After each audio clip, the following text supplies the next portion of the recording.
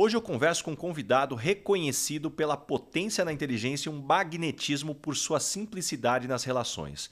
Ele é formado em engenharia elétrica na Poli USP, com MBA no IBMEC, FIA e na Trion Global Executive.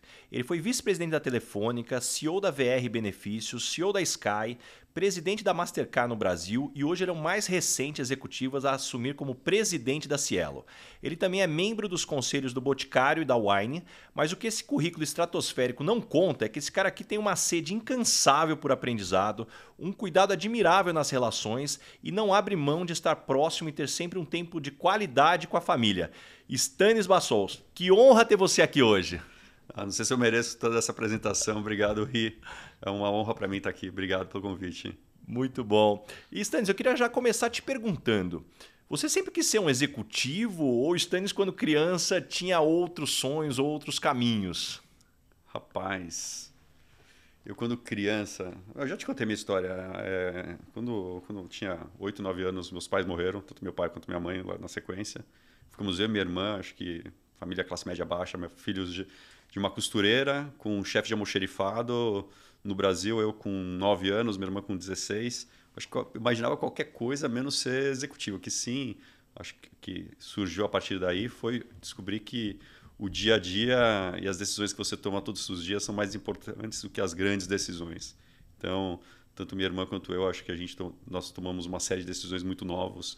Então, eu tive muita sorte, ganhei uma bolsa de estudos num dos melhores colégios aqui de São Paulo, que me deu uma série de benefícios, não só estudo, mas muitos outros. E foi pegando cada uma das oportunidades que iam surgindo, consegui estudar nos melhores lugares aqui do Brasil, aqui em São Paulo. Entrei em algum momento na Poli. Entrei na Poli para ser engenheiro, eu era muito bom em biologia, mas era também bom em matemática, física, química, então tinha muita dúvida do que ia fazer. Eu fiz algo super pragmático, eu fiz engenharia e falei assim, olha, engenharia acho que eu vou ganhar de começar a ter uma renda mais importante para minha família muito mais rápido. Não que eu tivesse uma conexão muito especial com o tema de engenharia. E o resto foi acontecendo como acho que dizem que vocação é um chamamento, né? Foi meio... Me chamaram para resolver isso aqui, me chamaram para resolver aquilo ali, e ao mesmo tempo as oportunidades iam se abrindo e eu ia tomando as decisões de novo, eu sou convencido, as grandes decisões que você toma é a decisão de você ser resiliente e trabalhar todo dia de uma forma razoavelmente contínua com aquilo que você acredita, e aí os resultados terminam saindo. Então não foi um caminho que eu desenhei, foi um caminho que no final as oportunidades que apareceram me levaram e me conduziram para ele. E em que momento você enxergou que o mundo corporativo poderia ser efetivamente um caminho? Olha, eu acho que quando eu comecei a trabalhar como engenheiro na Siemens, e logo no começo eu tinha um grande desafio, porque eu era bem novo. Entrei na faculdade em 16, 17 anos e comecei a trabalhar na Siemens quando eu estava entre o segundo e o terceiro ano da faculdade, em projetos que tinham milhares de pessoas, milhares, e que eu liderava o projeto, né? Parcelas desses projetos. Era a época que as telecomunicações estavam se preparando para serem privatizadas no Brasil.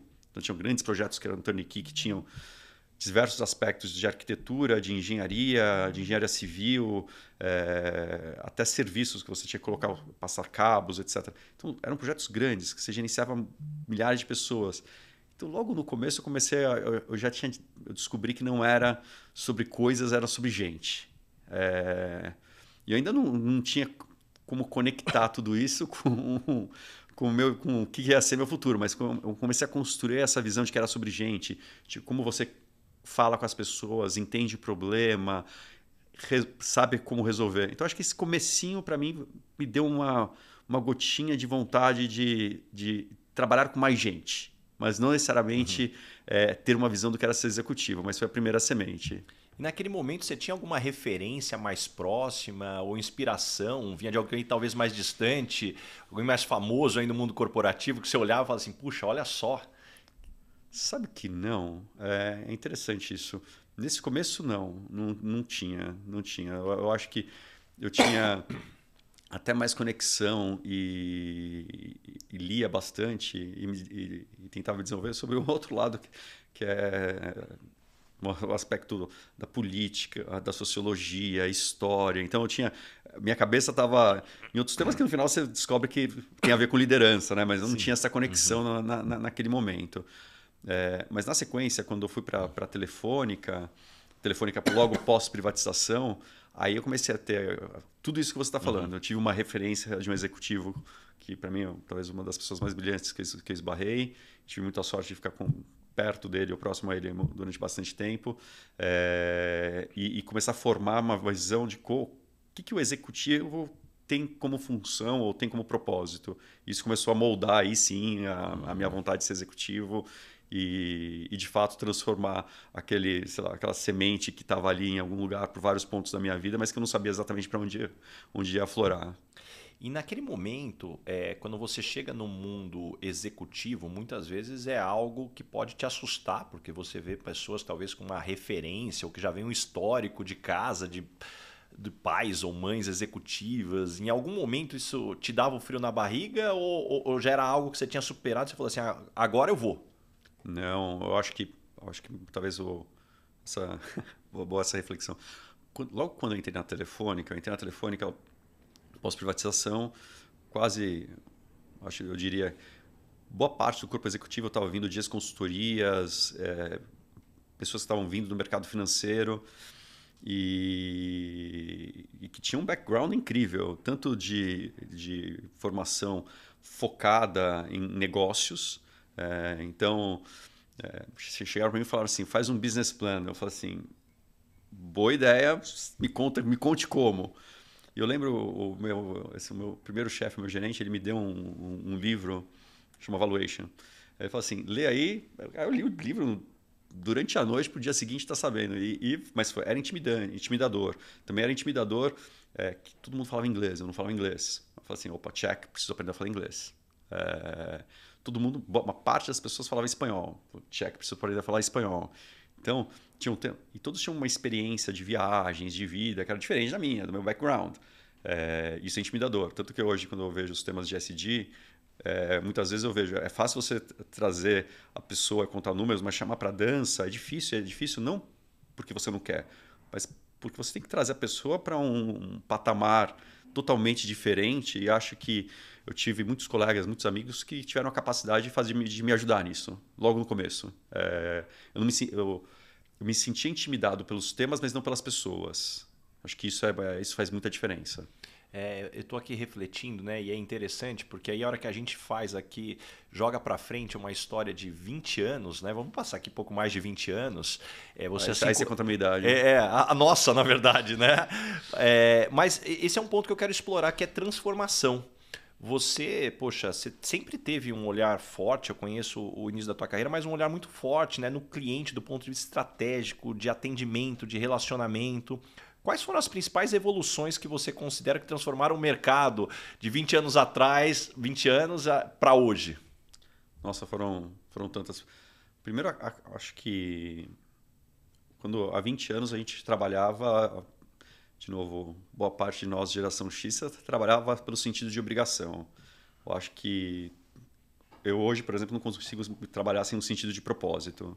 Então, propósito é um tema extremamente relevante e ele muda tudo, porque ele muda a energia, a forma que você busca os temas. Talvez essa seja uma mudança. A segunda mudança seja o tema da confiança. A gente saiu de modelos que eram extremamente estruturados em termos de controle, processos, documentação, para modelos nos quais você continua tendo todas as obrigações e necessidades de mensuração, mas, por outro lado, você tem que ter um grupo que confia em si, porque quando você tem um grupo que confia uns nos outros e que se cobra, que busca um propósito claro, isso aqui te leva para direções que você não imaginaria aí ex ante, né? Você só consegue olhar depois que você passou. O outro ponto é a tecnologia. A quantidade de... Vou pegar... Você falou da Telefônica, então eu vou começar desde a Telefônica. A quantidade de tecnologias que eu trabalhei no que diz respeito a dados, depois no que diz respeito a processamento, depois no que diz respeito à programação, depois você coloca tudo isso junto com diversas outras camadas, é um salto na forma de programar. Hoje em dia a gente chama de inteligência artificial, mas é uma forma de programar.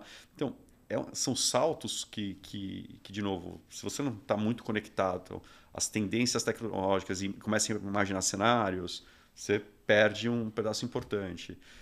A capacidade de você pivotar. Você começa um negócio imaginando que você vai para uma direção, só que você vai para outra. O que continua alicerçado ali? Qual que é o propósito da tua empresa? Qual que é o propósito de todo mundo existir? Por isso que o propósito é importante. Porque você termina seguindo. E a proximidade com o cliente, com as pessoas, para construir tudo isso. Então, a gente fala muito... A gente estava conversando antes, né? A gente fica falando muito da coisologia, né? Você chega o pessoal que vai falar de transformação, e fala de transformação digital, aí começa a falar um monte de jargão em inglês, né? Scrum, Agile, Tribe, Chapter, e assim vai, Wild.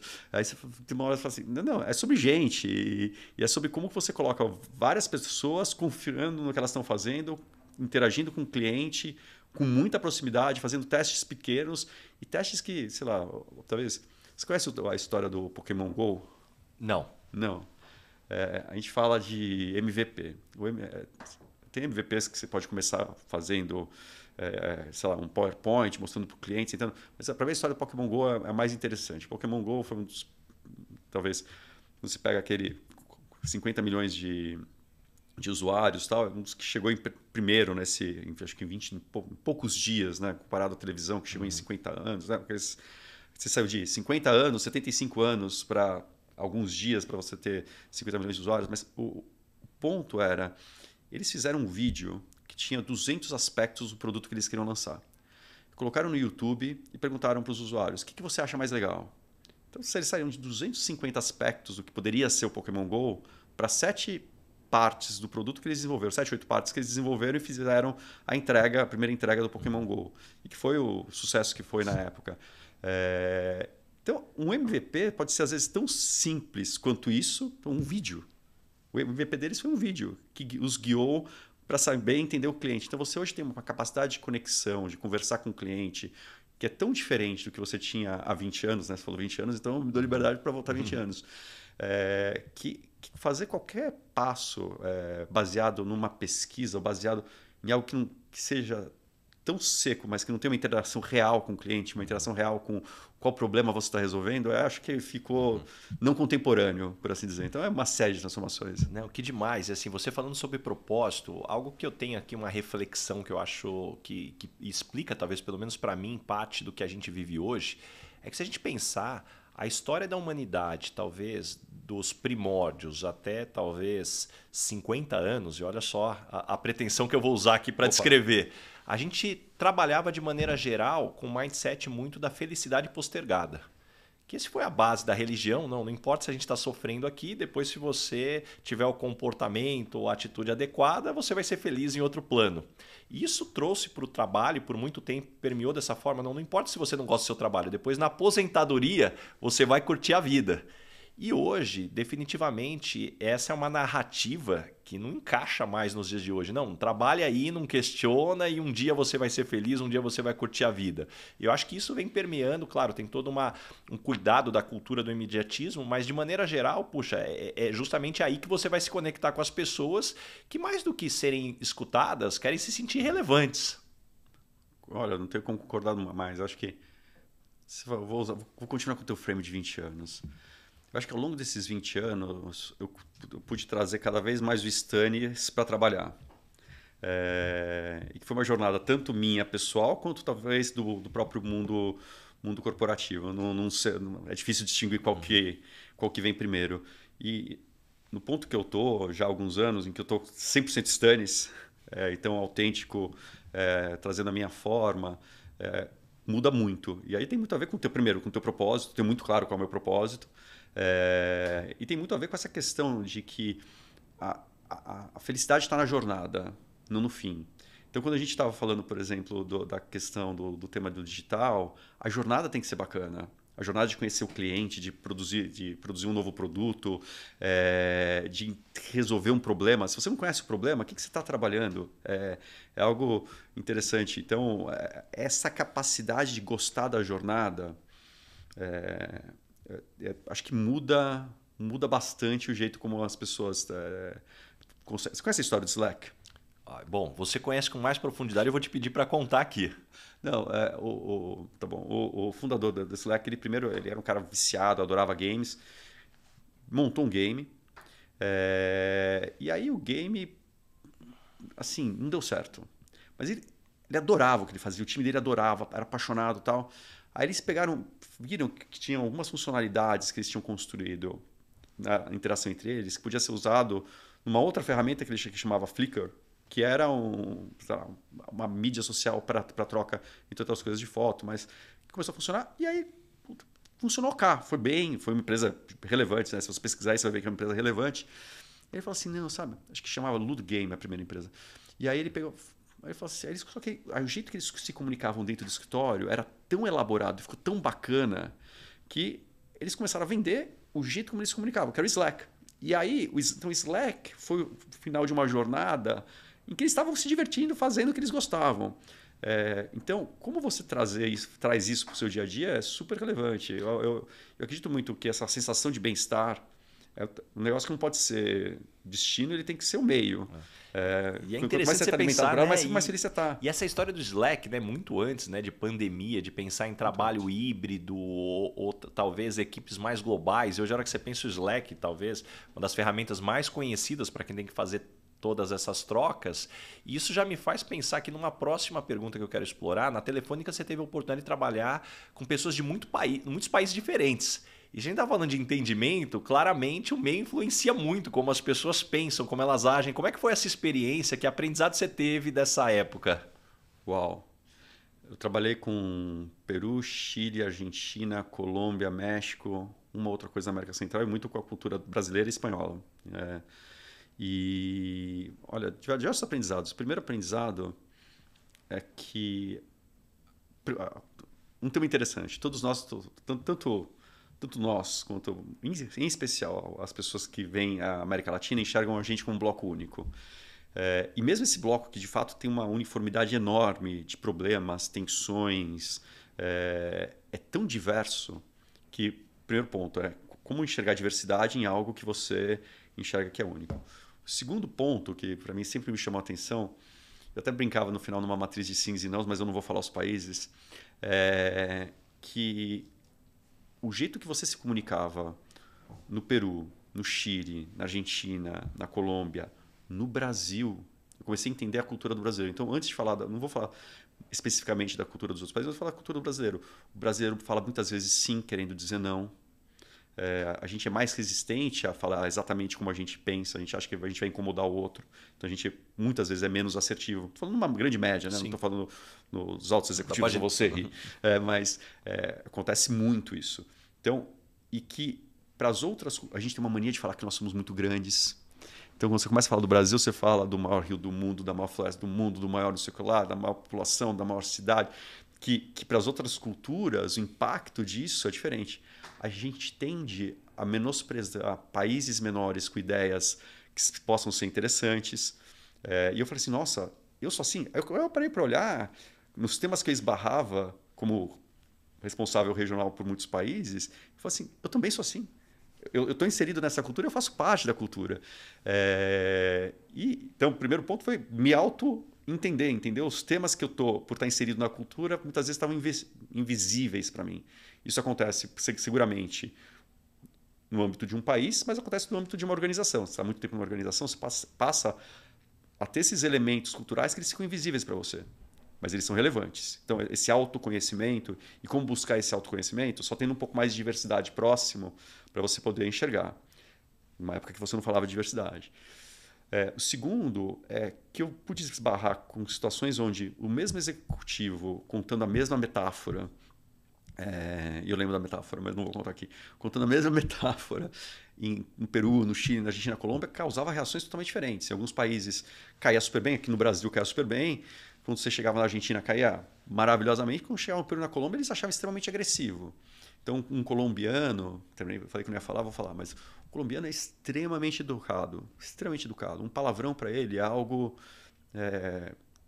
Não, se você parar o carro para perguntar o caminho antes de não falar oi, tudo bem, bom dia, já é algo ruim, exato. Aqui a gente para o carro, onde fica tal posto? E aí você sai de uma cultura, talvez... aí você pega uma cultura espanhola, que... Você já foi numa... Vou pegar um tema. Você vai numa igreja espanhola, uma igreja brasileira. Aí você vê lá São Batista, pum, lá tá um cheio de flecha, sangue espirrando, o outro santo está cortando a cabeça de alguém numa guerra tal. Isso aqui são as imagens que você vê. E aqui está todo mundo angelical. Então você vê uma diferença assim. Então, espanhol mais apaixonado, discute mais calorosamente e no final está todo mundo amigo e tranquilo. Como você trabalha com culturas que são tão diferentes para chegar no mesmo resultado é muito diferente. Porque eu aprendi, eu falo isso para várias pessoas que eu dou mentoria, a distância entre duas pessoas não é uma reta. A reta, em geral, é o pior caminho entre duas pessoas. Você tem que se comunicar, obviamente, de um jeito direto. Deixar de dar feedback é deixar de cumprir com uma obrigação moral. É um princípio que eu tenho. Por outro lado, vocês não se adequar à forma do outro é uma falta de empatia enorme. Então, como desenvolver essa empatia? Então, talvez, se você resumir, primeiro, um autoconhecimento importante de qual é o efeito que você causa nos outros, qual é o efeito que a sua cultura causa nos outros, como é a outra cultura, a cultura do próximo que está ali, e como você faz para aproximar, sendo que o objetivo é comum. Se você não ter essa construção, faz muita diferença. Então, para mim, foi um período muito rico de aprendizado. Puxa, que aula, Stanislau. Eu tenho certeza que todo mundo está aqui nos escutando, aqui, papel e caneta, muitos insights aqui, eu já anotei muita coisa. Deixa eu temperar essa discussão agora com estruturas organizacionais. E qual que é o segredo, além das questões culturais e de pessoas, qual o segredo para trabalhar de forma eficiente com estruturas matriciais, né? Que é algo bastante comum em multinacionais. Eu falo mesmo, aqui na Page, uma empresa britânica, eu sou CEO aqui no Brasil, o pessoal acha, pô, base então tem a caneta para fazer o que quiser, segue o jogo. Eu brinco que o que não falta é chefe, né? Quem trabalha em estrutura matricial sabe como funciona isso daí. Que você tem aí os dotted lines e como você enxerga? Olha, acho que o primeiro item, e talvez o mais relevante dentre todos os demais que eu vou falar, é colocar teu ego no lugar. Se você coloca seu ego no lugar, deixa ele bem guardado, já ajuda bastante, porque, de novo, você tem que se conectar com os objetivos e entender que você vai ter que trabalhar com diversos meios para chegar aos seus objetivos. Quando eu estou falando de diversos meios, você vai ter que trabalhar com toda a matriz. Sim. E o interessante das organizações matriciais é que, em geral, elas não são 2D, né? Elas são 3D, 4D, 5D, 6D. E se você se coloca numa situação onde teu ego está controlado, você enxerga que todos os stakeholders são igualmente importantes e são teus clientes. Se você passa a ter essa relação não fica pesada. Se você enxerga que essa relação é uma relação que só te limita e que você não atrai o melhor das pessoas que estão na matriz, aí você perde muito. Então, acho que o primeiro eixo você limitou teu ego. O segundo onde cada um consegue te ajudar. Quando você convida mais para ser ajudado, as pessoas vão te aportar mais valor onde você precisa. Quando você não convida e tenta deixar fora, elas vão tentar aportar valor, porque é um ser humano. Eu fui uma das pontas da matriz. Eu já trabalhei nas duas. Eu já fui o regional e fui o local da mesma organização. Na mesma empresa, com a mesma função. Regional e local. Ora, o que eu aprendi nessa época? Cara, eu queria aportar valor quando eu era regional. Quem me convidava para aportar valor, eu aportava valor. Quem não me convidava para aportar valor, eu ficava quebrando a cabeça no que eu ia perguntar, no que eu ia pedir. Então, como que você chama para dança? Tem que chamar todos os eixos para dança. Talvez tenha um outro elemento que é super relevante e que eu vi. Aí eu aprendi, vendo até o insucesso de algumas pessoas. E fiquei triste por esses insucessos, mas você não pode operar na matriz. Quem acha que opera na matriz, eu vou falar com o chefe A para convencer o chefe B para convencer o chefe A. Você tem que ser autêntico. Quanto mais autêntico você for, quanto mais claro você for nos objetivos, se comunicar com todos, de novo, de forma adaptada em termos culturais, mas de forma clara, quais são os objetivos e os comos, e explicar isso, né? Tem uma razão, a razão é essa, tem um racional, o racional é profundo, é centrado em dados, em informações, em conhecimento, em estar com o cliente, ou em Advanced Analytics hoje, mas quanto mais você leva para isso, mais todo mundo está junto com você. Quando você opera do jeito A de um lado e do jeito B do outro, você vai morrer em algum ponto na estrutura matricial. Então, acho que a questão de autenticidade que a gente conversou quando você estava falando de felicidade é um elemento fundamental aqui. É impossível trabalhar numa operação matricial no médio prazo se você não traz esse elemento autêntico e o elemento de enxergar qual é o objetivo, onde nós queremos chegar. Quando isso aqui é muito claro e o resto é consequência, você traz todo mundo. Mas, de novo, acho que convidar para dançar é uma parte importante. As pessoas querem participar, elas querem fazer parte. Ninguém gosta de não ser acolhido. Todo mundo se sente desamparado. deixar qualquer eixo da matriz desamparado é injusto. Então, você tem um papel também de fazer aquele pessoa que está numa ponta da matriz que você pode achar que é mais periférica, mas deixar ele feliz. Se preocupar como pessoa. Adorei você falar sobre autenticidade, porque para mim é muito claro, e eu já falei algumas vezes sobre isso, a forma mais fácil e rápida de você ser aceita por um grupo é se parecer com um grupo. Rapidamente te colocam para dentro. Mas dificilmente você vai se destacar ou ganhar confiança se você não for autêntico. Então essa coragem de ser único no mundo corporativo é uma chave que muitas vezes as pessoas não percebem. Claro, vai dar trabalho, isso efetivamente tem que se conhecer, tem que entender que você não vai agradar todo mundo e lembrar que também que ser autêntico não é ser sem educação, né? Porque tem gente que falta soft skills e fala, não, mas eu sou autêntico. Não, você é mala pra caramba aqui, não sabe se relacionar, são coisas diferentes. Só que você me faz lembrar das coisas, dois aspectos diferentes. Né? Tem um livro que eu adoro, que chama Radical Candor, da Kim Scott. Você já leu esse livro? Então, eu acho que ela coloca isso que você terminou de falar de um jeito super bacana, que é você tem que se preocupar com as pessoas de uma forma muito pessoal, ao mesmo tempo que você desafia diretamente. Né? Quando você está nesse eixo, é o eixo que você está melhor. Então, você está com o zíper aberto, eu cochicho no teu ouvido. Olha, você está com o zíper aberto, Ricardo. Só você ouviu, eu te ajudei. Aí, se você não se preocupa com a pessoa de uma forma pessoal e você desafia diretamente, você vai gritar no meio de um salão com 30 pessoas que você está com o zíper aberto. Você vai provocar um desserviço, né? Você vai, de fato, fechar o zíper, mas você vai ficar super magoado. E tem os outros eixos, né? Que não te conto que você está com o zíper aberto. Se preocupa com você tão pessoalmente, mas, na verdade, estou me preocupando comigo, porque eu não quero falar algo que vai te constranger. Te deixo de dar feedback e você fica com o zíper aberto ali o tempo inteiro. Então, acho que essa questão da autenticidade é relevante, mas nesse aspecto da forma, você tem razão. Sem forma, não caminha e não prospera. Eu tô adorando esse papo, né? Porque, puxa, a gente tá falando de negócios. No final do dia, a gente tá falando sobre pessoas. Esse, para mim, é o grande ponto. E algo que eu acho super interessante é que quando você assumiu a posição de presidente da Mastercard aqui no Brasil, foi no meio da pandemia, né? Como foi fazer esse onboarding com parte do time ainda trabalhando remoto ou de forma híbrida? E quais são seus principais insights aí que você trouxe aí de lições que você aprendeu até esse momento? Olha... Primeiro, foi um onboarding primeiro. A Mastercard é uma empresa muito acolhedora, então eu me senti acolhido, que ajudou bastante porque eu me senti acolhido. Agora, tem uma época, vou saltar do momento do meu onboarding para o momento que eu encontrei as pessoas pela primeira vez, ou várias pessoas pela primeira vez. Tinha pessoas que esbarrava, eu olhava, a pessoa não sabia quem era, né? Eu cumprimentava, e por incrível que pareça, eu sou mais tímido na relação 1 a 1. E depois, quando eu ganho confiança, conheço a pessoa, sou eu mesmo, tal, mas é aquele negócio de oi, tudo bem, qual é o teu nome, tal, não, eu tenho mais dificuldade. E aí eu olhava assim, oi, tudo bem? Aí a pessoa falava, eu ouvia a voz e eu sabia quem era. Então eu passei a reconhecer as pessoas pela voz e não pelo rosto, porque muitas vezes você entrava em reuniões que tinham 10, 15 pessoas, em quadradinhos pequenos, e que é muito difícil, você não está vendo a pessoa, você está interagindo de um jeito diferente. Ponto número 1. Então, acho que as interações elas se tornaram diferentes. Então, o jeito como o meu cérebro captou quem era quem era diferente e se adaptou à situação. Se adaptou. Então, o meu se adaptou e o seu se adaptou. Ponto número 1. Ponto número 2. A gente passou a ter uma disciplina muito grande, mas também acho muito focada, e eu tentei quebrar um pouco isso em vários momentos, muito focada Você entrava, não sei se você tem essa sensação, que você entra nas reuniões diferentes. Que você começou me cumprimentando e tal. Você entrava nas reuniões já discutindo o conteúdo. Você tinha perdido aqueles 5, 6 minutos que são importantes, você saber onde o ser humano que está do outro lado está.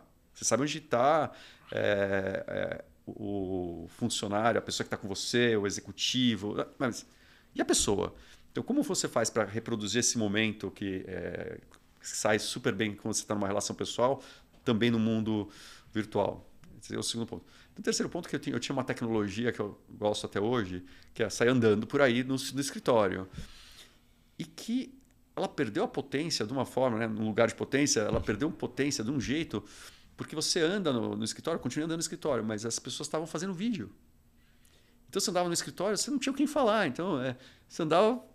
Então você perdeu. Como reproduzir momentos em que você consegue conversar informalmente com as pessoas, como líder? Para conhecer de fato o que está acontecendo, conhecer o ser humano que está do outro lado.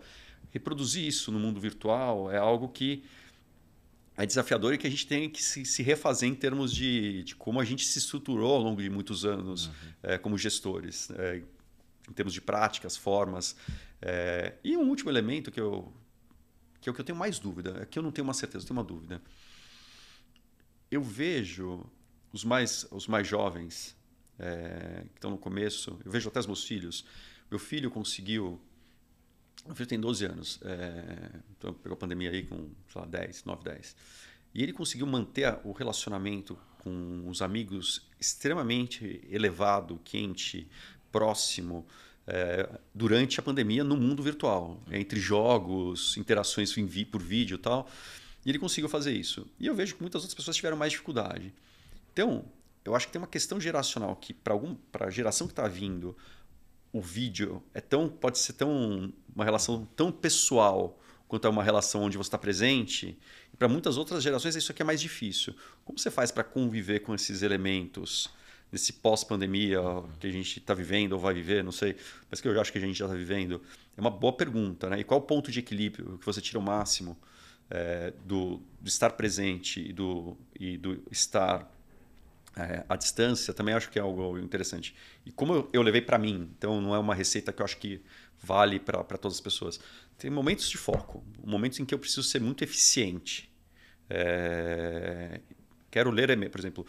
Hoje eu vou tirar um período do meu dia para ler e-mails e ler todo o meu material de onboarding na Cielo. Eu vou me dedicar, eu quero me concentrar. Então, talvez a minha casa seja o lugar mais apropriado para isso.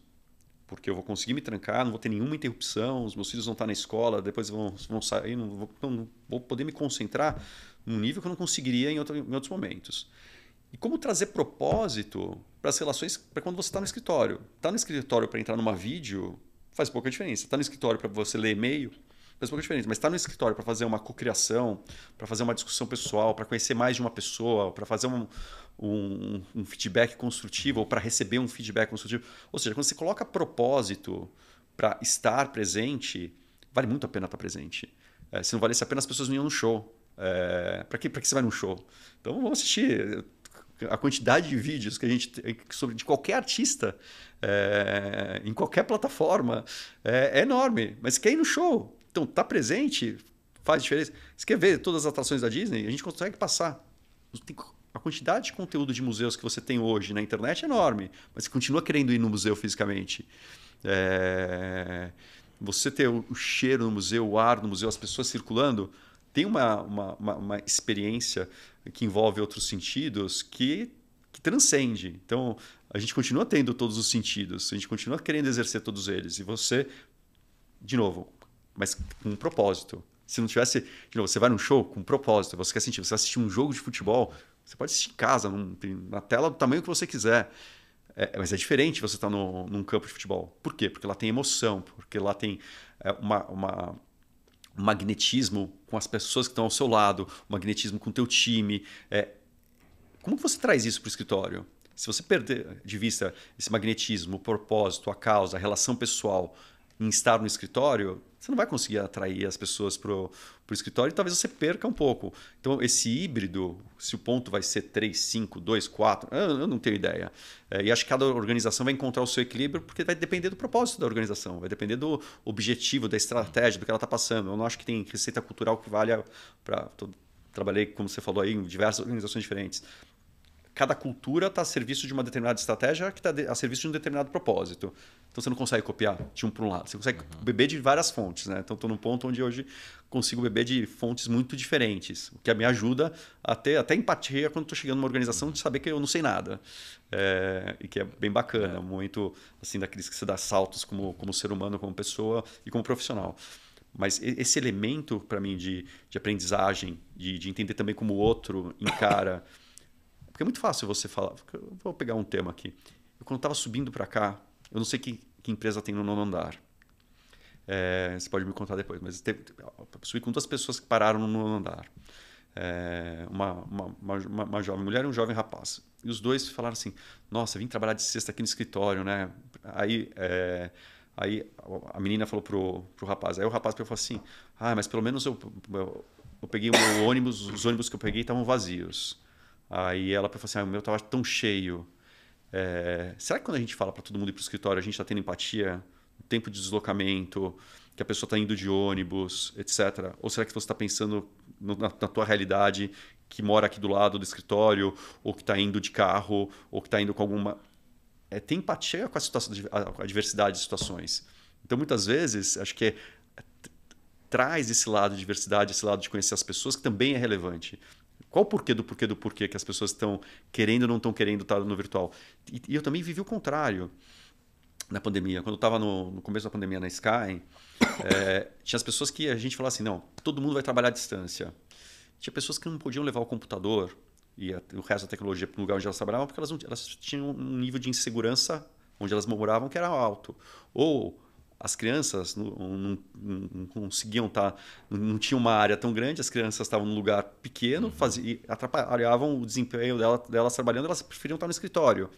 Te dei os dois exemplos de situações onde, quando você conhece a realidade, para essa pessoa é mais importante estar trabalhando no escritório, para aquela outra é mais importante estar trabalhando em casa. Entender essa diversidade, criar propósito para os dois lados, acho que é algo que a gente vai aprender a conviver cada vez mais. Achei chave o que você colocou e, para mim, o ponto central é não existe bala de prata. Porque muitas vezes eu vejo que essa discussão... Mas se existir, me conta. Exatamente. Se alguém estiver nos escutando e tiver, por favor, manda pra gente, que eu vou adorar conhecer. Porque eu vejo que existem alguns temas na vida que são temas que rapidamente se tornam tão polêmicos que é quase politizar, né? Quem é a favor do trabalho híbrido, presencial, remoto, e aí tudo é contra, tudo é a favor, como se, de novo, tivesse uma bala de prata. E para mim é muito claro isso, inclusive eu acho que tem alguns elementos que eu vejo claramente que você passou por eles que faz muita diferença. Primeiro, a gente está falando de pessoas que têm prontidão ou não para a função, ou seja, estão aptos ou precisam de ajuda. Depois, a gente está falando de pessoas que são referência para outras ou não, seja como líder ou se numa equipe ou uma empresa tem muita gente nova, você precisa de gente que já está há mais tempo. Terceiro, como você quer tratar o desenvolvimento das pessoas? São pessoas que então por estar na função desempenhando para você já é suficiente ou você quer prepará-las para o novo? Esses três elementos influenciam muito do ponto de vista de conceitual. E tem um outro elemento que para mim é cheiro do asfalto. Quanto mais remoto, maior a chance das pessoas só se falarem para resolver problema. Como é que você constrói relação de confiança só falando de problema? Então, como é que você cria interações, é o que você falou, contextos para poder extrair o melhor? E talvez algo que anda cross todos esses elementos que você tocou, como que você cria uma cultura homogênea com as pessoas estando no 100% remoto? Como você falou das relações de confiança e como você forma time com relações de confiança? Seguramente, se o time já existia, ele pode se manter funcional. Quando você tem uma empresa que é relativamente nova, ou muita gente que é relativamente novo, entrando num grupo que já tem uma cultura estabelecida, como que as pessoas conseguem reconhecer essa cultura sem olhar no rosto? Porque a gente dá uma quantidade de feedbacks, né? A sobrancelha existe para dar feedback. A principal função da sobrancelha é dos animais. Os animais se comunicam entre si usando a sobrancelha, né? Levanta a sobrancelha, está assustado, faz assim, está bravo. Então você perde uma parte disso. Então, como capturar, como trabalhar, e de novo, não estou dizendo que tem que ser no presencial, mas é algo que você tem que, se você não parar para pensar de uma forma estruturada em como fazer, não vai sair sozinho. E Stanis, um ponto que eu quero aqui muito te perguntar, você aparenta ser bastante prático. Como é que você toma decisões no dia a dia, né? Como tomar decisões certas nos momentos difíceis? Acho que o primeiro ponto é como que os temas chegam para você. Algo que eu, de novo, algo que eu me acostumei muito a fazer, e ao longo do tempo, quando eu trabalho já há algum tempo com as pessoas, onde a gente concorda, a gente discorda. Porque, em geral, parece que são duas propostas que são antagônicas, mas você vê, não, olha, o propósito é o mesmo, o objetivo é o mesmo, só que nessa parcela que a gente está concordando, mas nessa parcela que a gente está discordando. E está discordando porque eu enxergo isso quanto o mesmo fato, aí você vê assim, o fato é o mesmo. Porque se o fato é o mesmo e a discordância, porque é uma decisão, certo? A forma pela qual eu enxergo o fato eu enxergo que a chance de terminar assim é essa por causa disso, e a chance de terminar assim é essa por causa daquilo. Você começa a criar elementos e traz 2, 3 porquês e toma a decisão ali colegiada. Mas foi uma decisão. E algo que eu sempre prezo pelo colegiado, mas tem hora que você tem que, de fato, até para garantir que você segue, que você toma a decisão. E o segundo é rasgar o samba, que é tomou uma decisão. Escola de samba sabe como que é, né? Você vai lá, traz vários sambas enredos, todos são muito bons, todo mundo é apaixonado pela escola de samba, todo mundo quer que a escola de samba seja campeã, mas só sobra um samba enredo. O que você faz com todos os outros? Rasga, por um motivo. Ele nunca mais vai ser reaproveitado. Ele nunca mais vai ser reaproveitado. O próximo samba vai ser novo. Não vai ser o que já ficou para trás. Nossa, adorei essa história. Eu não conhecia sobre esse prisma. Não, é isso. Literalmente tem esse negócio, é rasgar o samba. Então eles rasgam o samba e vão para a próxima. Só no futuro, novo contexto, novo samba. Agora, você continua... Agora, o que eu aprendi? Se você tem uma decisão, e a decisão, quanto mais complexa ela é, ou seja, você tem mais dúvidas sobre ela, significa que você tem que tomar a decisão, depois para guardar todos os questionamentos, todos os guardrails que você enxergava que podiam dar problema e mensurá-los de uma forma muito mais atenta.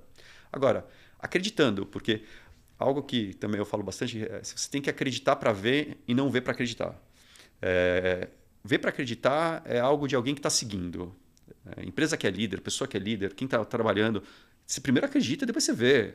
É ótimo, obviamente você vai acreditar, vai fazer pequeno, vai fazer junto com o cliente, vai prototipar, vai ver se você está resolvendo o problema e depois você escala, né? Esse negócio desses Big Bangs que eram gigantescos, que eles demoravam 2 anos, 3 anos, 3 anos o mundo já mudou, 2 anos o mundo já mudou, 1 ano o mundo já mudou. Então você não consegue mais fazer. Agora você tem que acreditar desde o começo, porque você vai ter que acreditar lá no horizonte que você está indo e depois você vai guiando e pivotando, que nem o exemplo aí da Flickr que pivotou. Mas é importante, antes de tudo, acreditar. E como que um executivo com uma agenda tão desafiadora como a tua consegue colocar o autoconhecimento como prioridade?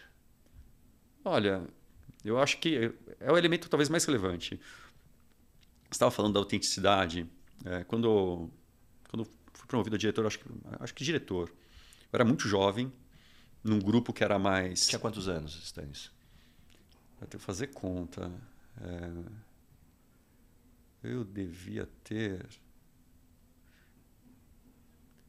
entre 25 e 27, 25 e 28, algo assim. Não lembro alguma. Num ambiente que era mais formal, outra situação. E todos os meus pais eram mais... E o principal feedback que eu recebi você tem que ser mais maduro. Assim, caramba... Maduro é aquele negócio que deixou de ser verde e cai da árvore. Mas eu recebi, aí eu comecei a perguntar para várias pessoas o que era ser maduro. Até que eu cheguei na minha conclusão. Mas eu ouvi 2 definições, ou construí 2 definições que para mim são muito relevantes. A primeira foi a seguinte: ouvi de uma pessoa que tinha muito mais sabedoria que eu e muito mais tempo de estrada, que a pessoa me falou assim: olha, quando eu falo sim, eu falo sim. Quando eu falo não, e eu não sofro por isso. Foi a primeira vez que eu ouvi, falei assim, essa definição me impactou.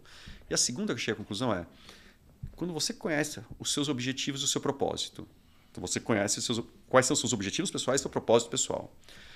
Quando você conhece claramente o impacto que os outros causam em você, o impacto que você causa nos outros, e você consegue trilhar a jornada para os seus objetivos e o seu propósito com esses 2 conhecimentos, em geral você tem maturidade. Quando falta maturidade é quando você acredita que você causa uma determinada impressão ou um determinado efeito nas pessoas. Esse efeito não é o que você está causando. E aí falta maturidade. Você fala para essa pessoa em geral, falta maturidade, mas você não consegue dizer o porquê. Por isso, para mim, foi muito importante entender claramente o que era ser maduro. E você nunca está 100% maduro. Você pode aprender aspectos sobre você o tempo inteiro. O que te faz? Você saiu numa reunião tenso. O que pegou a atenção? Será que foi o tema da reunião? Será que foi algo que pega com você? Foi algo que pega com o teu passado? Se você está até angustiado. O que está causando aquela angústia? Porque às vezes é o negócio, às vezes é você. Como separar essas 2 coisas? Né? Então, são temas que para mim sempre foram muito caros. Então... E um ponto também que eu quero, já que a gente está falando de autoconhecimento, quem te conhece aí mais de perto consegue perceber uma mudança importante no seu perfil aí nos últimos 5 anos. Você também percebe essa mudança? Teve algum elemento que você trouxe aí para estar mais no teu dia a dia? Queria saber quais são suas fontes. Tudo no começo da entrevista, quando foi esse momento. Mas Você sabe que a gente tem muitos amigos em comum, né? Tem a minha pesquisa aqui de campo aqui para chegar. Não, tô. Mas é verdade. Eu diria até mais. Eu acho que nos últimos 6, 7 anos, eu acho que primeiro, quando você se torna líder de uma organização, você, da organização como um todo, você passa a ter um sentido de responsabilidade com as pessoas que é muito grande. Então, quando eu fui para a VR, queria muito que a VR desse certo. E sempre tem uma possibilidade de uma empresa que está voltando para o mercado dar certo ou dar errado. Mas eu tinha o apoio do conselho, da família que tinha preparado o negócio para aquele momento, mas principalmente as pessoas estavam chegando. E ao mesmo tempo fui percebendo que quanto mais, o tema que a gente falou de autenticidade, maturidade agora, quanto mais eu era eu mesmo, melhor era. E eu me dava, então eu relaxei para ser eu mesmo. E estou cada vez mais relaxado. Eu chego nos ambientes, obviamente, você chega querendo conhecer, entender, saber se você está inserido, mas sempre tendo certeza que se eu não sou eu mesmo, eu vou ter que carregar a narrativa do personagem que eu criei por muito tempo. Ela aprende. E quando você chega no ambiente e você é você mesmo desde o primeiro dia, claro, com cuidado para conhecer a cultura, porque, de novo, passa entre duas pessoas não é uma reta, a menor distância, não é uma reta. Mas, por outro lado, você continua sendo você mesmo. Como que você faz para combinar essas coisas? Eu acho que eu aprendi a combinar isso de uma forma cada vez melhor. Então, acho que se você me pergunta o que mudou nos últimos anos, foi esse pequeno elemento de combinar as duas coisas e saber que, de novo, você tem um propósito, você quer chegar no propósito, a menor distância entre as duas pessoas não é uma reta, mas, por outro lado, você não pode tirar você da equação. Então, você continua sendo uma parte da equação. E quanto mais você for você mesmo, mas com vontade de aprender, com vontade de entender a cultura, com vontade de fazer parte, com vontade de levar as pessoas, porque as pessoas têm que estar com você. De novo, liderar, eu falo várias vezes essa frase. Se você está numa fila indiana com todo mundo correndo, rapaz, se você não está sentindo vento na cara, você não está liderando. Agora, quem está com vento, os ciclistas contam isso. Eu não ando de bicicleta, a gente tem um amigo comum que anda de bicicleta. Fico pensando se não foi ele que te falou, mas quem vai na frente na bicicleta está rompendo o ar para todos os outros, que conseguem ali performar sem tanto gasto energético. Mas quem está na frente está sentindo vento. E o que é vento? É resistência. Você lidera quando você tem resistência. Você lidera quando você não tem um ponto de vista comum. Quando o ponto de vista é comum, compartilhados, como estão combinados, você não está liderando, as coisas estão rolando. E ótimo, tem momentos que as coisas têm que rolar, que está no flow. É ótimo. Mas a liderança de real acontece nesses momentos que você tem pontos de vista antagônicos, que nem não está todo mundo encaixado no como, não está todo mundo encaixado no quê, não está todo mundo encaixado na visão mais geral, mais ampla. Agora, fazer isso sendo você mesmo é muito mais gostoso. Adorei. E Stanley, a gente chegou agora no momento Headhunter. Qual é a pergunta que você sempre faz nas entrevistas para contratar alguém para o seu time? Qual que é o propósito da pessoa? O que faz por que ela tá... Por que ela quer ocupar aquela posição? É interessante porque eu faço essa pergunta, em geral eu faço uma segunda junto, desculpa. Vamos lá. Mas eu sempre pergunto se a pessoa entendeu a função e o que ela acha que é importante para a função. Porque eu entendo a partir daí o quanto que ela entendeu e ajudo a entender, porque você não quer trazer alguém que não performa. Ou que não está preparado para aquela posição por qualquer que seja o motivo. Você quer, de novo, os dois lados têm um interesse comum que é a felicidade dos dois lados. E a segunda pergunta que eu faço é, ok, dado isso, qual que é o teu propósito? Como conecta com você isso? Porque se não tem essa conexão, e se ela não é de verdade, é uma reflexão que as pessoas têm que fazer. Eu vejo pessoas fazendo movimentos por um cargo maior ou por uma posição maior. Se você não está bem, você não vai performar no máximo. Se você não performa no máximo, Sabe que não vai valer a pena. Eu adorei essa pergunta e eu faço também exatamente essas duas perguntas e eu adiciono uma terceira. Você me contrata, então? Tá mais do que contratado. Uma terceira aqui. O que você tem receio de encontrar que pode fazer com que dê errado? Porque isso você consegue perceber aonde estão os medos, aonde estão os receios e até se o mapeamento de cenário está correto. Não tenho medo nenhum, não tenho receio nenhum. Fala, peraí, você está me escondendo, você não está enxergando ou tem um doido aqui que está vendo aqui? Agora, você falou momento Headhunter, deixa eu te contar um momento executivo. Sabe algo que eu faço bastante como executivo? Você faz toda entrevista e tal, está chegando no final da entrevista, algo que eu prezo bastante por fazer é, deixa eu te contar todos os problemas que você vai encontrar aqui. E eu carrego na tinta dos problemas. Por quê? Para a pessoa ter certeza de que ela está tomando a decisão correta. O momento pede para sair. Não é nem pede para sair. Tenha certeza que você quer enfrentar esses desafios, porque eles estão aqui. E se a pessoa não tem certeza, é injusto com ela e injusto com a organização. Então, dessa clareza é algo que para mim é cada vez mais importante. Eu sempre, de novo, eu carrego na tinta. E a pessoa depois que entra fala assim, não tive nenhuma surpresa, mas por outro lado você exagerou. Então eu falo assim, exagerei para ter certeza que você que encaixava com a tua personalidade. E que tipo de pessoa não dá certo trabalhando com você? Alguém que não me dá feedback. Alguém que fala, não me dá feedback, não dá feedback para os outros. Eu acho que dar feedback é uma obrigação moral. É moral. Se você está vendo que tem algo errado e você deixa... Se você estiver andando na rua aqui e você vê algo que está acontecendo errado e você não ajudar, você está deixando de cumprir com uma obrigação que é sua. Se você é capaz de deixar esse elemento passar... Eu lembro uma vez que eu estava andando na rua, morava na Rua Pará, e tinha um caminhão,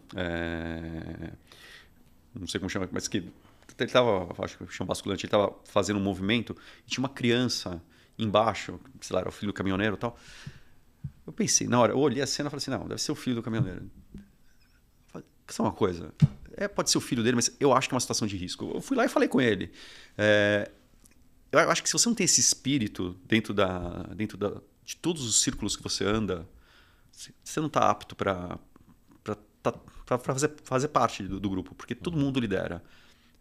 O analista júnior que está numa empresa lidera. Ele lidera o que ele está tocando. E o elemento mais importante é o trânsito de informação. Então, eu acho que se você não tem a capacidade, a vontade de fazer isso, e a abertura, e ceder energia, porque dar feedback é ceder energia. Principalmente quando você dá de uma forma preocupada com o outro, preocupada com o desenvolvimento do outro, preocupada com os próximos anos do outro, sabendo que o outro tem uma família, que se você der de uma forma errada, ele vai voltar para casa chateado, vai estragar o dia em família, vai estragar o final de semana. Eu levo tudo isso em conta, mas você não contar o que está acontecendo, adorei, não consigo. Adorei. Eu não consigo. E quando as pessoas não gostam de você, normalmente qual é o motivo? Você tem que perguntar para elas, mas... Mas, olha... Eu tendo a ser muito questionador e eu tenho, de novo, eu gosto da visão de estar 10 mil pés, mas às vezes eu quero ter a visão da formiga ali próximo. Então, a combinação das duas coisas na mesma pessoa, às vezes é estranho, né? Porque você está entrando num nível de detalhe enorme, mas você não é um tecnólogo e está entrando na área de tecnologia. Ao mesmo tempo, você está tentando conectar a área de tecnologia numa visão mais macro com a área de, sei lá, de comunicação, que hoje em dia eu nem consigo separar algumas áreas, estou contando como campos de conhecimento. Mas, em geral, isso. E acho que o oposto do que eu falei que eu não traria é verdade, porque eu realmente falo o que eu acredito. Você vai conviver comigo dentro disso. E é uma situação que é fundamental, e eu recebo muito feedback. Muito feedback. Eu acho que você perguntou o que mudou nos últimos 7 anos, mas eu vou te dizer o seguinte, acho que nos últimos 20 anos, uma coisa que eu prezo bastante é por receber feedback. Em geral, eu sei que eu sempre faço isso já há alguns anos. Eu marco uma primeira reunião, depois de um determinado tempo que eu estou em qualquer organização ou que eu mudei de função dentro da mesma organização, eu marco uma reunião e coloco escrito feedback. Aí a pessoa vem preparada para receber um feedback. Eu falo assim, qual é o seu feedback para mim? E já as pessoas falam assim, como assim? Você está aqui numa posição de liderança? Qual é o seu feedback para mim? Onde eu estou indo bem, onde eu estou indo errar? Mal, o que eu tenho que acelerar, o que eu tenho que parar, o que eu tenho que continuar? E eu comecei a fazer isso até de uma forma organizada, até em grupos, para você receber de uma forma ainda mais ácida. Eu passei a fazer várias vezes, eu adoro fazer o que eu vou falar, que é abrir sessões com perguntas, onde as pessoas podem fazer perguntas sem se identificar, e que os outros votam para ver que pergunta sobe. As perguntas que sobem, você faz isso com 2.000 pessoas, 6.000 pessoas, as perguntas que sobem são ácidas. São as perguntas que você entende, onde a cultura da empresa não tá quadrando. Então eu convivo bem com isso. Tem gente que não convive bem com isso, porque no final é algo que te expõe como líder. Então vários líderes ficam ali expostos. Eu fico exposto. Já recebi perguntas que eram perguntas... Por exemplo, teve um determinado grupo, numa empresa que eu trabalhava, que eu fiz... Uma das perguntas que subiu foi: Stan, você está falando de vários comportamentos aí que são quanto a como trabalhar, colaborar, ser menos hierárquico, mas teu time diretos continua hierárquico. Cara, eu ali na frente, milhares de pessoas recebendo essa pergunta com o meu time direto ali na minha frente. Eu falei a verdade. Eu falei assim: olha, acho que o primeiro elemento eu vou fazer um acordo com o meu time direto. Eles vão buscar feedback de vocês, do time inteiro. E eles vão receber e não vão poder punir. Isso aqui está super claro. Mas, por outro lado, se você não deu feedback para ele, eu acho injusto que você esteja dando feedback para ele aqui. Porque eu quero que ele tenha essa abertura. Se ele não tiver essa abertura, ele está fora. Mas ele vai tendo essa abertura e você não der para ele, pessoalmente, todo mundo está perdendo. Então, é uma empresa que se torna como um todo mais autêntica. Então, se você não lida bem com isso, com certeza você não vai se encaixar onde eu estou trabalhando próximo, pelo menos. Muito bom. Stanis, o que você gostaria de perguntar aqui para o Baza Headhunter? Boa. Como que você consegue identificar a cultura de uma empresa e encaixar com o candidato? Porque cada vez mais, você falou aqui, eu também devo ter falado, é sobre pessoas. A gente pode usar qualquer jargão, qualquer tema tecnológico, falar das mudanças, discutir o 5G, a maior capacidade de processamento, o que está indo para ponto, o que está ficando... No final, é sobre pessoas.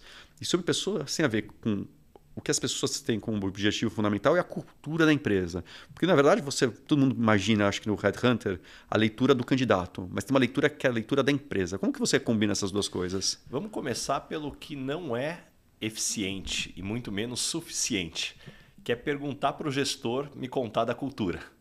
É a mesma coisa quando eu pergunto muitas vezes para o gestor: me conta do teu estilo de gestão. Até hoje eu nunca escutei uma resposta: não, eu sou autoritário, eu sou duro, eu não gosto de feedback. Todo mundo exemplo de liderança. Vem normalmente um livro de gestão, né? Então você parte do princípio e fala assim: você deve perguntar, você deve ter aquela informação e saber tratar ela da forma correta. A partir daí eu sempre acredito em perguntas eficientes que vão além de o que as pessoas acham, e sim como elas pensam, como elas tomam decisões e como são tratadas as ações que estão fora da cultura. Porque eu entendo que cultura é formada pelos piores comportamentos que você tolera. Isso vale para a empresa, Concordo. Isso vale para a sociedade, relacionamento amoroso. Então, isso para mim é um elemento. E eu tenho talvez uma vantagem, é que, puxa, depois 15 anos como Headhunter, eu vou completar 16, quase 10 mil entrevistas, cafés e reuniões. Então você tem uma amostragem muito maior de pessoas que estão naquela empresa para também não cair na armadilha de achar que uma pessoa representa a cultura. Mesmo eu falar assim: eu conheci um brasileiro, esse brasileiro representa a cultura.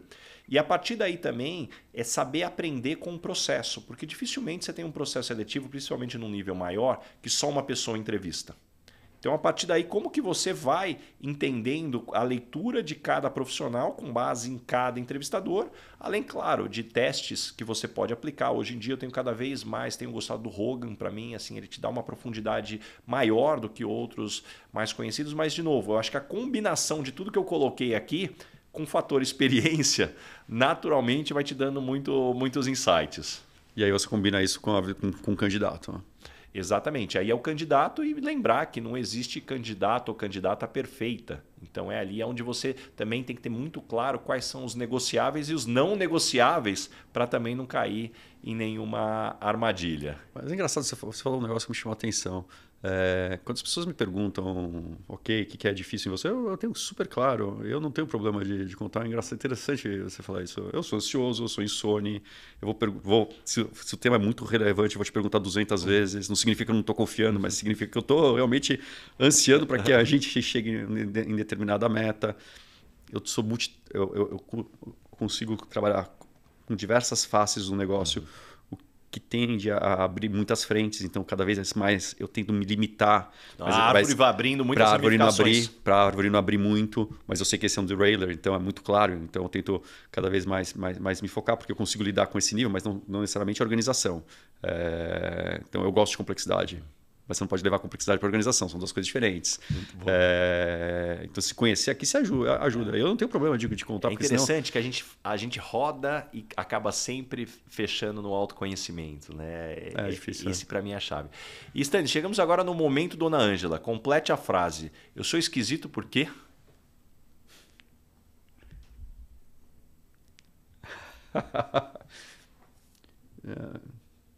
Porque eu adoro me relacionar com as pessoas, adoro, mas eu tenho uma dificuldade no contato inicial. Assim, de falar, de chegar, me apresentar, entrar num grupo que eu não conheço. Mas quando eu estou no grupo, em geral, eu me relaciono. Não tem nenhum grupo que eu me lembre que eu tenha entrado, que eu não tenha me relacionado bem. Você sabe disso, a gente convive em alguns ambientes, eu tenho aquela dificuldade de falar, oi, tudo bem, como você está? Mas passou esse oi, tudo bem, eu já estou me relacionando, que a gente está aqui batendo bola. E qual que é o maior perrengue ou situação engraçada que você já passou no mundo corporativo? Rapaz, perrengue eu tive tantos e... maior...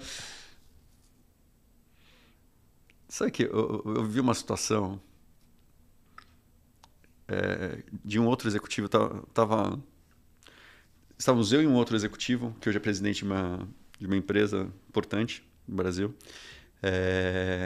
Nós dois estávamos num cargo médio numa determinada organização e essa organização tinha algumas empresas no Brasil. E estava num movimento de aglutinar as organizações, principalmente a parte tecnológica das organizações. Então você tinha uma empresa que queria comprar a rede da outra, que era, no caso, era a empresa que eu estava, queria comprar a rede da outra pelo valor justo, a outra queria vender por um valor também que ele achasse justo, estava difícil achar.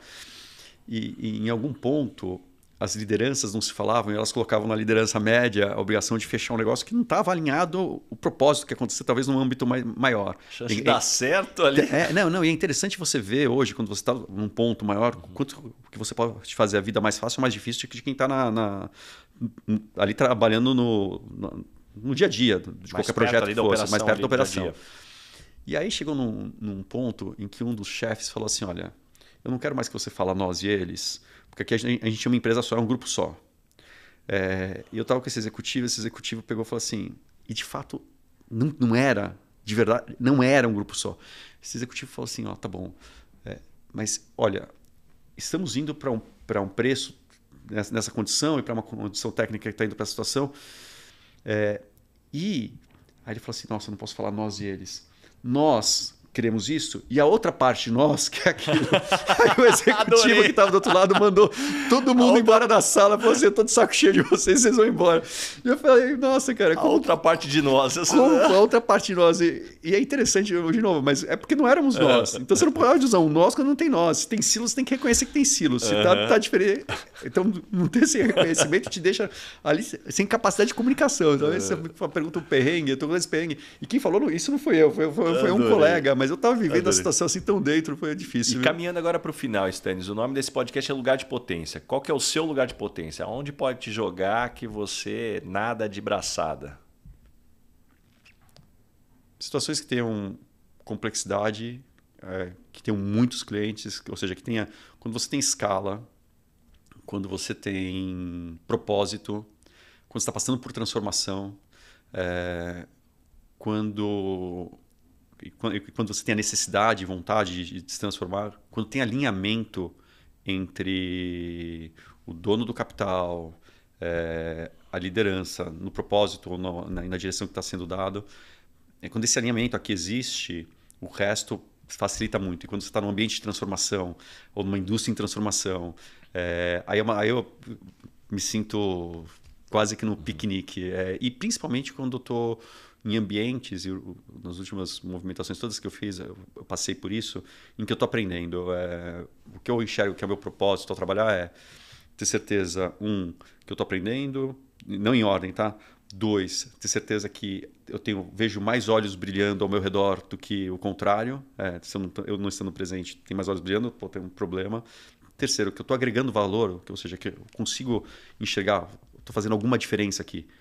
E fazer diferença não é ser herói. Executivo que é herói faz mal para a organização. Né? O executivo tem que fazer parte de um todo, saber que ele está fazendo diferença sendo parte desse todo. Quando eu tenho esse contexto em que eu estou aprendendo, estou conseguindo somar valor, enxergo que tem mais olhos brilhando, estou fazendo mais pessoas felizes, dentro de um propósito que seja verdadeiro, de organização, poxa, aí eu tô feliz. Adorei.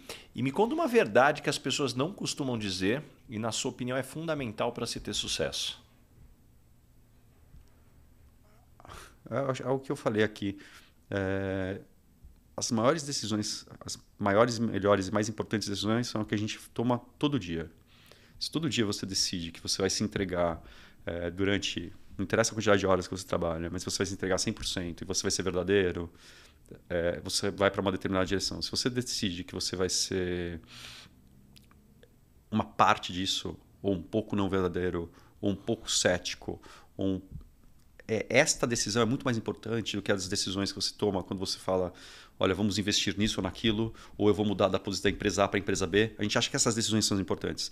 As decisões importantes são as que você toma todo dia, e que formam o teu mindset, e que te dizem claramente que você está em constante construção, e que a gente não é, a gente está. Eu não me sinto, você falou vários cargos aí que eu ocupei, que eu ocupo, eu não me sinto nenhum deles, eu sinto que eu estou. Quem é o Stannis, e se o Stannis está lá, tá ótimo, mas esse é o mesmo Stannis que tem que estar em casa, é o mesmo Stannis que tem que estar com os amigos, é o mesmo Stannis que tem que estar nas outras situações. Se isso não tá ok, não funciona. Muita gente acredita que, eu vejo as pessoas falando que não, corporativamente, não tem. Eu separo um pouco, obviamente, você toma mais cuidados quando você está representando a organização, para representar os valores, mas você tem que ser você mesmo. A gente volta para isso sempre, mas é a verdade. O que você quer aprender nos próximos 12 meses? O que está no teu radar? Uau. Eu acho que eu estou numa nova jornada. Eu quero conhecer as pessoas dessa nova jornada. De novo, toda uma empresa com milhares de pessoas que tem cerca de 12 mil transações por segundo, 31% de market share, líder na América Latina e com todas as dificuldades de ser líder, né? Tem o mundo ao redor está se transformando numa velocidade enorme e você tem muita responsabilidade quando você tem a liderança de acompanhar e estar à frente dessa transformação. Entender como lidar com essa complexidade de ter algo já construído, estar construindo algo, e aprender com as pessoas, aprender com uma nova cultura, aprender sobre uma nova indústria, de novo, eu estou aprendendo sobre uma nova indústria. E ter certeza que eu sou capaz de desaprender o que eu aprendi do passado, acho que é o meu maior desafio. Acho que quando você entra numa organização, ou quando você entra em algo novo, ou até numa roda de amigos novos, você ter a capacidade de desaprender o que você sabe é o mais difícil. Porque ter essa consciência de que você sabe pode ajudar perifericamente, mas o que você aprende, o que te ajuda centralmente, para mim, talvez muito, muito claro e evidente. Adorei. E Stannis, me indica 3 pessoas bacanas para eu convidar para esse podcast e ter uma conversa como essa que a gente está tendo aqui. Uau, assim, on the spot. Verdade? Vamos assim? lá.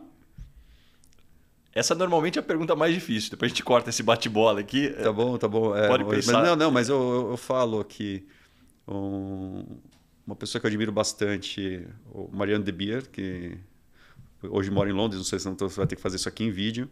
Foi um líder que eu tive, foi meu mentor, e é o meu mentor. É uma pessoa diferenciada que pergunta o porquê dos temas, extremamente inteligente, sagaz, tem essa visão periférica, ao mesmo tempo que tem um foco muito grande, consegue fazer o zoom in, o zoom out. E eu, ao longo da carreira, pude ver o quanto que ele conseguiu se manter contemporâneo. Outro cara que eu acho espetacular chama-se Fábio Brugioni, não sei se você o conhece. É um cara incrível. Estava há pouco no Itaú. É engraçado que ele estava no Itaú, estava na Master, ele estava cuidando de payments. Ele mudou recentemente. E que é uma pessoa que ele tem um dom natural com um ser humano. Você está falando com ele, você já está jogando no time dele. É impressionante essa capacidade que é natural. O lado empático dele, o lado de entender os objetivos da organização e ser assertivo ao mesmo tempo, e ao mesmo tempo se preocupar com as pessoas e fazer com que elas se movam, é incrível. E uma outra pessoa que, sei lá, vou pegar alguém... Eu estou pegando pessoas que estão até talvez mais distantes para no meu dia a dia, para não contaminar com os meus últimos anos aí e não deixar ninguém enciumado. Uma outra pessoa, o Rafael Danadai Sanches, não sei se você o conhece, é um cara super bacana, trilhou a vida em áreas como controladoria, mas até a parte mais dura de números de FP&A, etc., finanças, mas finanças hard, cuidando de investimentos e tal. E foi migrando, se tornando uma pessoa cada vez mais atrelada ao negócio e às pessoas, e hoje é CEO de uma grande organização da Sky, organização que eu tenho bastante carinho. Então ele é uma pessoa que eu acho também interessante. Pô, ótimas indicações. Stannis, tem uma pergunta aqui que eu não deixo Não de posso fazer. dar mais 10? Ó, eu sei que a lista aqui vai ser grande. Você sabe que eu tenho um problema aqui, abrindo um pouco aqui o kimono Depois eu passo mais 10. E o coração. Eu não consigo dar vazão nas indicações aqui. Então, muitas vezes as pessoas me copam o base aqui. Eu falo, não, cara, eu vou começar a colocar um programa aqui pelo menos 3 ou 4 vezes por semana para dar vazão de tanta gente que você acaba conhecendo que é bacana e você quer explorar esse tipo de eu peguei gente 2, 3 experiências atrás, né? Porque conheci pessoas incríveis na Mastercard, conheci pessoas incríveis na Sky, conheci pessoas incríveis na VR. Uma pessoa para você chamar aqui, é o Claudio Schaiman, um cara impressionante. Um cara que acredita no Brasil, investe aqui no Brasil, empreende no Brasil, tendo todas as opções de empreender fora. Isso é nacionalismo. A gente fala de nacionalismo. Nacionalismo é você tomar risco. É o skin the game. Nesta geografia que a gente está aqui e que ele faz. Então, conheci pessoas maravilhosas na VR. E na Telefônica, tive uma formação de vida. E por coincidência, esse final de semana, uma pessoa da Siemens, que foi um dos meus primeiros líderes, me procurou. Então, ao longo de todas essas organizações, eu conheço pessoas incríveis. Hoje, no Boticário, tem líderes que me impressionam. Então, de novo, não tem nenhum lugar que eu não tenha passado no Great Place to Work, porque eu passei pessoas incríveis. Então, de novo, acho que cada lugar você não teve... na Wine, o Fábio Gianni hoje é o presidente do Conselho da Wine. Na Wine tem pessoas incríveis. Então, de novo, todos os lugares que eu convivi de perto com as pessoas, quando você conhece as pessoas bem de pertinho, você vê o quanto que elas são incríveis e quanto todas as dificuldades que a gente tem, que a gente acha que são únicas, elas não são únicas. Elas permeiam todas as pessoas. E eu também lembro a frase de um livro que eu falei há pouco tempo numa reunião do IPO, que é: todas as famílias felizes são iguais e todas as famílias são tristes de cada modo do seu jeito, né? Tá no começo do Ana Karenina. Logo no começo do Ana Karenina começa com essa frase. E, na verdade, quando você conhece as pessoas de perto, você vê isso. Mas é difícil você tirar as barreiras. Isso é forte, né? Somos felizes de forma igual e infelizes depois de formas diferentes. Você olha o mundo que a gente vive hoje, do Instagram, do Facebook, de todas as redes sociais, que todos nós adoramos e não saberíamos viver sem elas, mas você vê todo mundo é feliz do mesmo jeito, ali comendo aquela comida maravilhosa, num lugar paradisíaco, naquele momento que você está comemorando X anos de qualquer relação com a empresa, relação com o amigo, relação com a esposa, relação com o esposo, relação com o significado. Você está ali numa... Então todo mundo é feliz das mesmas formas. Sabe que o Luc mas Ferry, a infelicidade é própria, individual. O Luc Ferry, que é um filósofo francês que eu adoro, ele escreve algo nesse sentido que para mim acho que traduz muito disso, é que existe, né, justamente, né, infelizmente, uma assincronidade entre felicidade e infelicidade, porque no sentido de que não é assincronidade. Peraí que eu vou falar, não é qual que é a palavra aqui? Peraí, deixa eu falar de novo. Qual que é a palavra? Peraí. Ó, já anota aí. Tava indo bem, eu que cortei aqui, que eu ia falar aqui. Mas existe um filósofo francês que eu adoro, o Luc Ferry, que ele fala que, infelizmente, né, existe aí uma falta de clareza entre o que é felicidade e infelicidade, porque assim, é muito claro a gente falar o que nos faz infeliz. Você começa a pensar em perder a saúde, perder um ente querido, e a gente lista. Agora, por outro lado, se você perguntar para cada pessoa também o que te faz feliz, as respostas, além de serem eventualmente diferentes, o que vai te fazer feliz por um determinado momento, não necessariamente é garantia que ele continua te fazendo feliz. Então, esse para mim é o grande ponto. E aí, dá mais um podcast de 3 horas se a gente entrar nesse tema aqui. Dá facilmente. Um dos temas que... Vou falar de um white power, mais um para você conversar. O Daniel Geiger, ele me falou uma vez o seguinte: até usar o termo felicidade, acho que a gente se coloca num quadrado que é muito difícil você atingir. Porque você tem momentos de bem-estar durante o dia, momentos que você está em flow, e momentos que não vão ser felizes, não vão ser incríveis. Então, você colocar a felicidade como... A felicidade é um objetivo, ótimo. Mas você tem que entender que ela vai ser acompanhada de momentos de angústia, vai ser acompanhada de momentos de tristeza, e que nada é absoluto. Ter essa visão muito clara é interessante. E tem um livro que ninguém chega no último capítulo do livro, porque o livro é um livro difícil de ler, mas para mim é um dos meus livros preferidos, que é o Rápido e Devagar, do Kahneman. No último capítulo ele explora bastante nessa jornada que ele está vivendo agora, nesses últimos anos, ele está explorando o tema de bem-estar. Então ele não chama de felicidade, ele chama de bem-estar. E ele fala, você tem o bem-estar projetado, que você fala assim, pô, vou comprar aquele carro, rapaz, vai me dar uma felicidade, a felicidade é instantânea. E, na verdade, comprar o carro não te deu alegria. Você comprou aquele barco que você queria, você descobriu que tem que colocar combustível, diesel, cuidar dele, etc. Então, você projeta a felicidade no futuro. Tem um outro ponto, que é como você enxerga o passado. Então, em especial, pessoas que têm muito sucesso têm dificuldade nesse ponto, porque você deu um salto muito grande, né? Pessoas que deram um salto muito grande na vida, em geral, olham para o passado com um saudosismo, porque você não vai... Se você chegou a presidente... Fala uma organização global, qualquer que seja, uma grande multinacional gigantesca, que tenha começado como uma startup, você participou da jornada, você agora tem uma empresa de bilhões de dólares, você fala assim, qual que é o próximo salto? Se você se ampara no passado, a tua felicidade projetada é difícil. E quando você está no presente e você mensura e se agradece por cada dia, você consegue talvez encontrar isso de uma forma mais clara. Mas é difícil. Adorei, Stanis. Pô, que bate-papo interessante. Ó, só antes da gente fechar, tem um presente aqui para você, um óculos da Lacoste, que o time da Marchon mandou. Eles são fabricantes e distribuidores aqui dos óculos da Lacoste no Brasil. O Kitsuda, o CEO lá, amigo nosso, o IPOer aqui, mandou para você. Eles dão uma stalkeada aí no perfil. Ficou bom, ó. Ficou bom.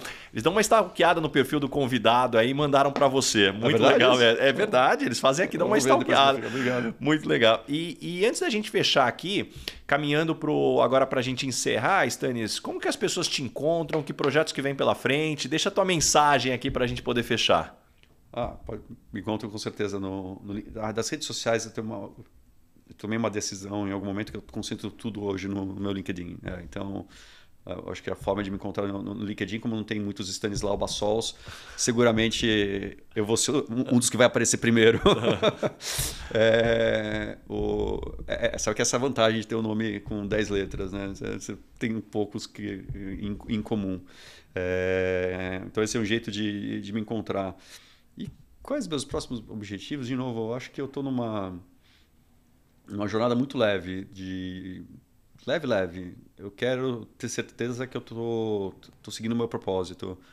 Em todas as organizações, eu estou também me dedicando a temas cada vez mais diferentes. Então, a diversidade de assuntos, temas, a questão de eu estar em conselhos, a questão de eu tirar mais as relações pessoais que eu tenho, para mim estão se tornando algo cada vez mais relevante, porque a gente descobre que você entende exatamente quando você tem interações cada vez mais múltiplas e cada vez mais diversas. Acho que é algo que eu estou buscando, seja nos lugares onde eu estou próximo, trabalhando no dia a dia, na empresa onde eu estou hoje, nos conselhos onde eu estou, nos grupos de amigos que eu tenho, mas até grupos de amigos antigos eu estou...